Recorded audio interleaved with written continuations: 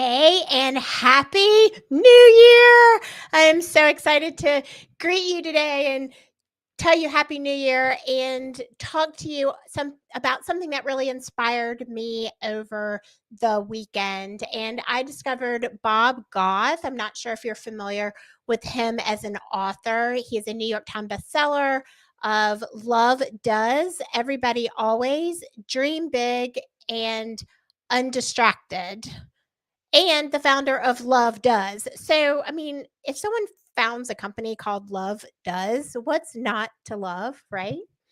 But what I wanted to share with you today is something that he talks about that has to do with the microphone. And it's in a different way than we typically talk about the microphone, but it's something that I am so passionate about sharing with you because he says, and I could not agree more, that every day we get to choose whether to give the microphone to messages of hope or fear.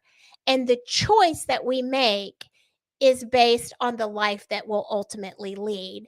And with that, what better New Year's message than to encourage you about be picky who you give the microphone to in your own life. Sometimes our biggest advocates and our biggest cheerleaders don't necessarily always come from the people who we think they will.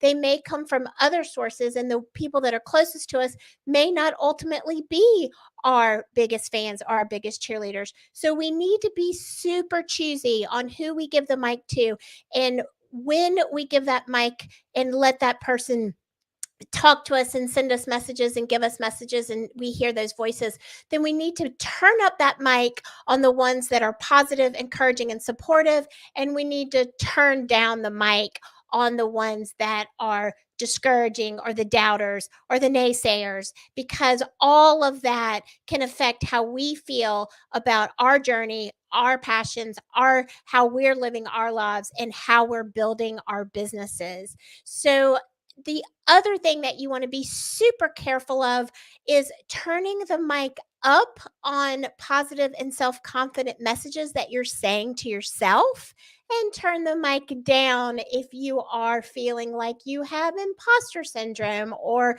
you're not feeling it today, or you're full of doubt on your own without anybody else's voices coming into play.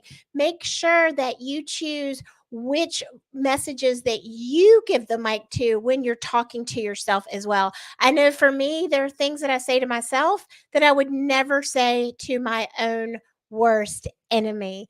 So, as you are kicking off this new year, launching your podcast, getting your voices out there, changing the conversations in the industries, building your businesses with your content creation, be super picky who you give that microphone to.